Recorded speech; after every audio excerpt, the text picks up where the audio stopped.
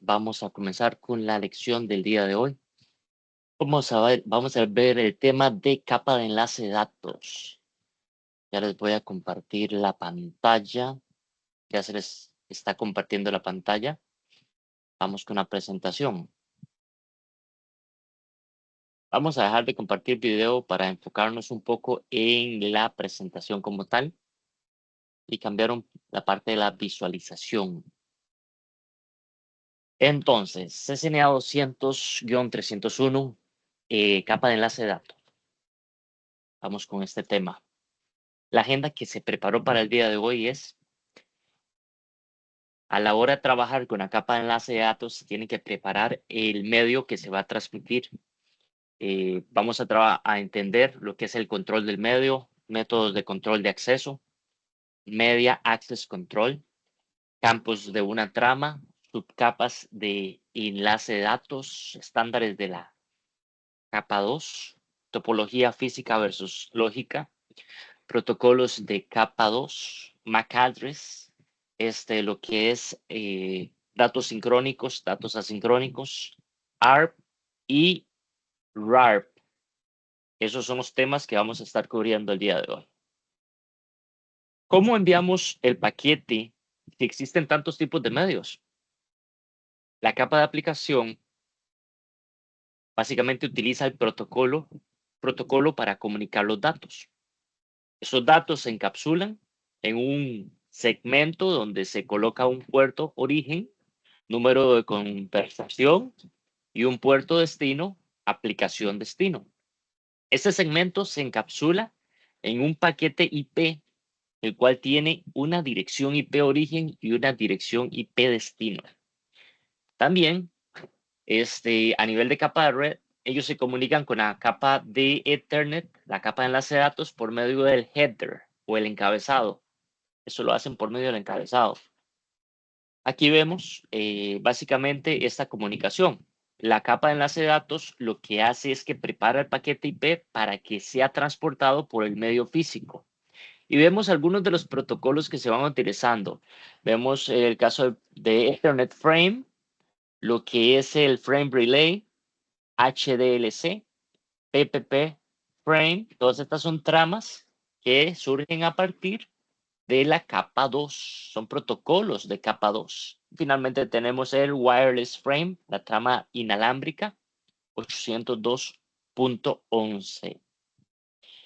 En lo que es la capa de red tenemos algunos datos importantes como lo que es el trailer, conocido como cola, datos como lo que es la parte de paquete de capa de red.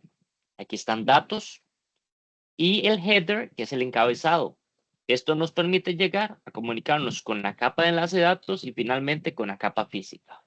El protocolo más famoso e importante es el protocolo Ethernet.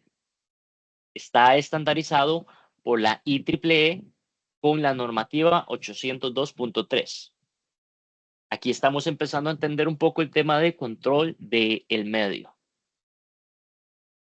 ¿Cuáles son los campos comunes de una trama? Dentro de los campos comunes tenemos la parte del encabezado, el paquete de capa de red y el trailer o cola.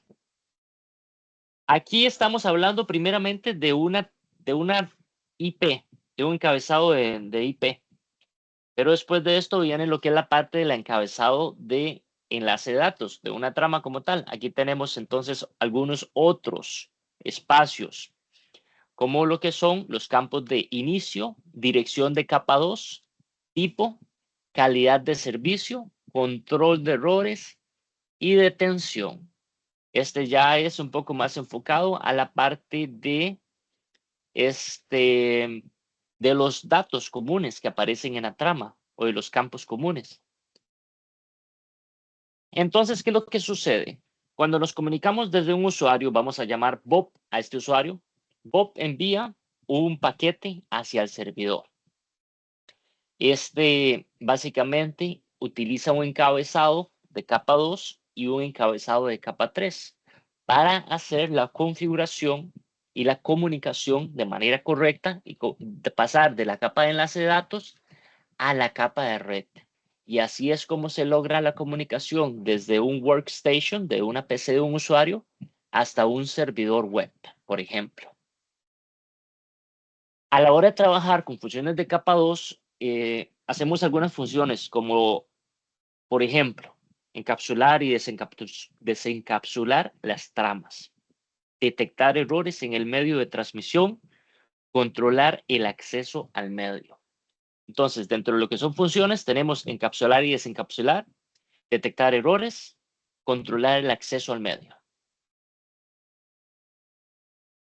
¿Cuáles son algunos de los estándares y protocolos de capa 2? Bueno, tenemos la parte de Ethernet, WLAN y WPAN. El IEEE 802.3, IEEE 802.11 y el IEEE 802.15. Aquí tenemos entonces también lo que es LLLC, una subcapa, que es el IEEE 802.2. La integración de la capa de enlace de datos, la subcapa LLC, la MAC address y la capa de red, la capa física y lo que es el protocolo de capa de red. Estos estándares vamos a explicarlo un poco más en detalle. El primero, 802.3, Ethernet IEEE, es donde varios estándares de Ethernet se utilizan como Fast Ethernet, Gigabit Ethernet, entre otros. En el 802.11 estamos hablando ya de estándares de Wi-Fi, de redes inalámbricas, donde hay diferentes tipos de comunicaciones inalámbricas. Y 802.15 son varios estándares de WPAN para lo que es la integración de Bluetooth y RFID, básicamente lo que es radiofrecuencias. Por ahí va lo que son estándares a nivel de capa 2. ¿Qué es el Media Access Control o el control de acceso a la media? Básicamente se utilizan algunas formas de comunicación. Una de ellas es half duplex, que se envía una comunicación en una sola dirección, y full duplex, cuando se envía la comunicación en ambas direcciones al mismo tiempo. Esa es básicamente el tema de comunicación duplex de manera full duplex y half duplex. Son, por así decirlo, dos ejemplos de métodos de control de acceso al medio. ¿Cuál es la diferencia entre una topología física y una topología lógica? En la topología física tenemos un rack con sus diferentes equipos y dispositivos, routers, switches, impresoras, computadoras, laptops, y básicamente tenemos toda la parte de conectividad física, el cableado estructurado, por ejemplo. En la topología lógica, ya aquí estamos viendo direcciones IPs, direcciones MAC address, las direcciones que se encuentran dentro de la tabla de los switches. Hay una tabla de MAC address dentro de cada uno de los switches que nos va a decir hacia qué puerto va dirigido el tráfico. A nivel de topología lógica tenemos servidores web de correo y de archivos. Tenemos las diferentes interfaces estructuradas como tal de todos los diferentes equipos de red, switches, routers, inclusive de nuestros equipos finales, como son laptops, computadoras, impresoras y servidores. Y vamos a ver lo que es el tema de la diagramación, lo que son gigabit 01, gigabit 00, todo este tema es topología lógica. Entonces, es un poco la parte de diferencia entre topología física y la topología lógica. ¿Cuál es el proceso de Carrier Sense Multiple Access Collision Detection? Bueno, el proceso de CSMA-CD es básicamente donde se envía por medio de broadcast las tramas a los diferentes dispositivos. Y aquí tenemos un ejemplo muy claro. Se envía un mensaje a todos los dispositivos, excepto el dispositivo de origen, no se envía a sí mismo nada de información. Él envía las tramas y uno va a decir, ok, sí, perfecto, yo soy la persona con la que usted se quiere comunicar. Esta trama es para mí, así que copiaré la trama por completo y responderé más adelante. Otra PC va a decir, esta trama no es para mí, por lo que lo ignoraré. Todo esto se hace por medio de una tabla MAC address que normalmente está en los switches. Aquí tenemos lo que pareciera más bien un hop en lugar de un switch. Pero normalmente él sabe la interfaz correcta hacia dónde va esa MAC y el dispositivo conectado a esa interfaz por medio de una tabla de direcciones MAC, que es donde están todos los datos y las informaciones de los dispositivos y las interfaces relacionadas a los mismos. ¿Cuáles son los campos de una trama Ethernet? Dentro de los campos tenemos alrededor de, bueno, primero tenemos 8 bits, después tenemos 6 bits por acá, nuevamente 6 bits, 2 bits, de 45 a 1500 bits. Estos son bytes, perdón. Aquí son bytes, son solamente bytes, no son bits. Son bytes y aquí tenemos 4 bytes al final. Entonces, la primera es el preámbulo o CFD, que son 8 bytes. Después tenemos la dirección MAC de origen y la dirección MAC de destino, ambas con 6 bytes. El tipo Ethernet como tal cuenta con 2 bytes. Después tenemos los datos que son, ahora sí, son de 45 a 1500 bytes. Y finalmente el FCS que se encarga de detectar los errores, que son 4 bytes. Esos son los campos de una trama Ethernet. A nivel de protocolos de capa 2, podemos estar trabajando con integración a enlaces WAN que pueden proveer muchos tipos de conexiones y protocolos que se integran a lo que es capa 2. Utilizamos nuestro propio direccionamiento, no todos utilizan MAC addresses. Y existen muchas variantes en los precios y tipos de enlaces. Aquí tenemos la integración de algunos protocolos como lo que son Frame Relay, ATM, PPP, HDLC, dentro de lo que es la capa 2. Y aquí nos explica lo que hace cada una de las capas. Vemos, por ejemplo, capa de aplicación tiene los servicios de red de aplicaciones, presentación, representación de datos, sesión, comunicación entre dispositivos de red. La capa de transporte es la conexión extremo a extremo, que es fiable. Nos permite la fiabilidad de los datos. En capa de red tenemos determinación de una ruta, direccionamiento lógico e integración a IPs. En la capa de enlace de datos estamos hablando de LLC y MAC, direccionamiento físico. Y finalmente tenemos la capa física donde hay señales binarias, señales y transmisión binaria. Aquí tenemos señales y transmisión binaria.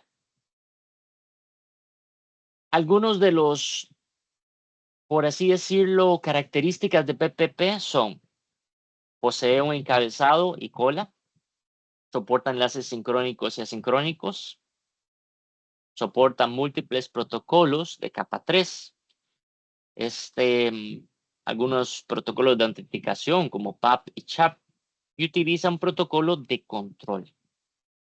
Tenemos una bandera, algunos campos importantes como la bandera, la dirección, el tipo, el control, datos variables, el Frame Check Sequence, FCS, y aquí vemos la cantidad de bytes que tiene cada uno de estos campos. Esto es refiriéndose al protocolo PPP. Cuando hablamos de conexiones asincrónicas, es básicamente que de un lado de la conexión, de una parte donde está la conexión, tenemos 1 mega. Y del otro lado tenemos 2 megas. Entonces, por ejemplo, cuando normalmente a veces dicen los proveedores de servicios, bueno, usted tiene 60 megas de 60 megas de descarga y 10 megas de subida. A eso se refiere con conexiones asincrónicas. Asincrónicos. Conexiones asincrónicos. Aquí tenemos un claro ejemplo donde tenemos de descarga 2 megas y de subida 1 mega. La diferencia es que cuando hablamos de conexiones sincrónicas son 1 mega de descarga y 1 mega de subida. ¿Cuál puede ser un ejemplo en la vida real? Digamos que en nuestra casa tenemos una conexión de fibra óptica de 60 megas de subida y 60 megas de bajada, donde hay una conexión sincrónica. ARP versus RARP.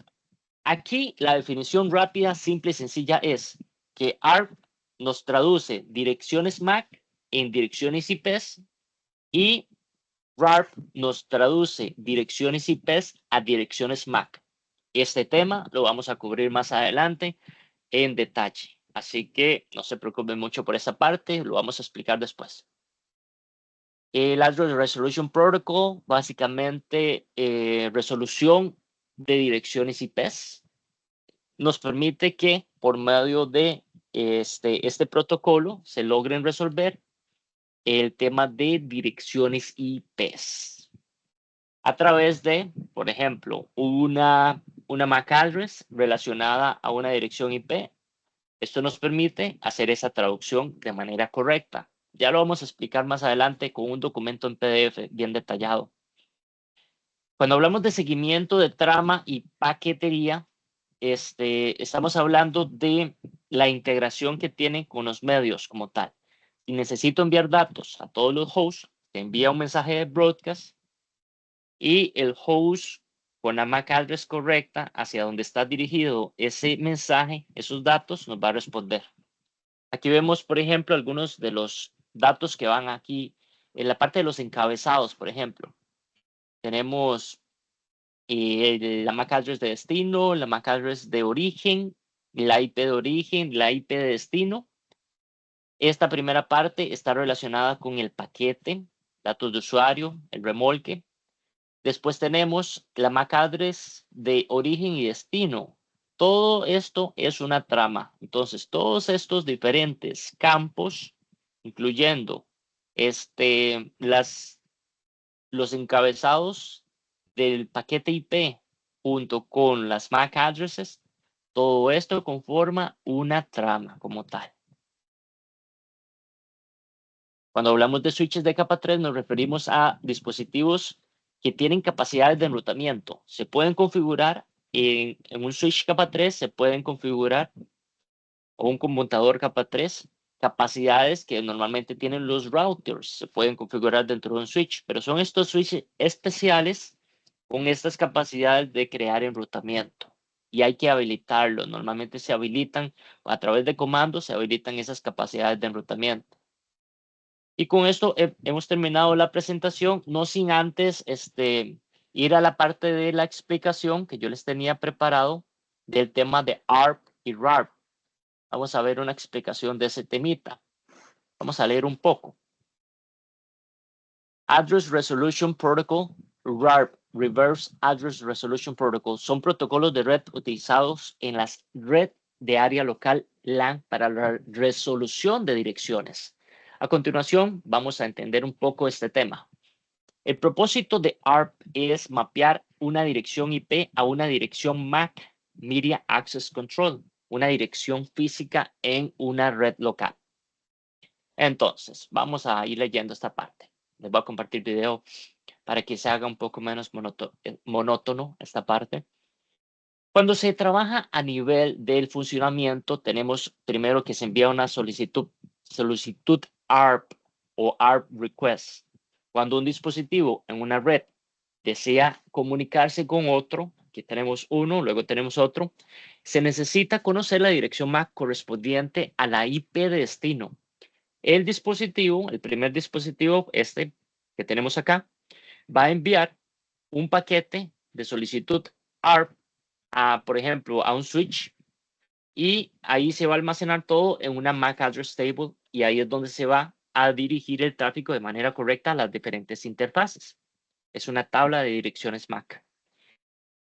La respuesta ARP se da una vez que la comunicación se logra de manera exitosa con el dispositivo destino y el dispositivo posee la dirección IP solicitada, respondiendo con un paquete de respuesta ARP que incluye la dirección MAC. Ahora, el dispositivo solicitante, el primero, puede enviar datos directamente a la dirección MAC del dispositivo de destino. Un ejemplo es si el dispositivo A quiere comunicarse con el dispositivo B y no conoce la dirección IP de B, y conoce la dirección IP de B, pero no su dirección MAC, enviará una solicitud ARP, que normalmente esto se hace por medio de broadcast, se envía a todos los dispositivos de la red. Responderá con su dirección MAC, permitiendo a A enviar datos correctamente a B. Ahora vamos a entender un poco el tema de RAR, Reverse Address Resolution Protocol. RAR se utiliza para mapear una dirección MAC, una dirección física, a una dirección IP, una dirección lógica. Este proceso fue utilizado principalmente por dispositivos que no conocían su dirección IP. Vamos a entender un poco el funcionamiento. Solicitud RAR. Un dispositivo envía una solicitud RAR a la red preguntando cuál es mi dirección IP, proporcionando su propia dirección MAC. La respuesta a través de un servidor, el segundo dispositivo que tenemos por acá, un servidor RAR en la red responde con la dirección IP correspondiente a la MAC address del dispositivo solicitante. Un ejemplo es si tenemos un dispositivo sin disco que se llama Diskless Workstation, al arrancar no sabe su dirección IP. Enviará una solicitud RAR con su dirección MAC y un servidor RAR, en este caso mi mano izquierda está representando el servidor RAR, es el que va a responder dentro de la red con una dirección IP asignada y relacionada a su dirección MAC. Algunas diferencias de uso. Bueno, ARP es un protocolo esencial en el funcionamiento diario de las redes modernas, ya que nos permite que los dispositivos se comuniquen de manera eficiente al resolver direcciones IPs a direcciones MAC. RARP ha sido en gran medida reemplazado por otros métodos más avanzados como DHCP, Dynamic Host Configuration Protocol, que proporciona una asignación dinámica de direcciones IPs y configuraciones adicionales para dispositivos de red. En conclusión, ARP resuelve una dirección IP a una dirección MAC. RARP resuelve una dirección MAC a una dirección IP, aunque es menos utilizado en la actualidad. Se utilizan más otros protocolos, como el caso de DHCP, que lo vamos a ver en futuras clases o lecciones. Y bueno, esto sería todo. Nos vemos en la Cumbre del Éxito. Se cuidan y hasta la próxima lección.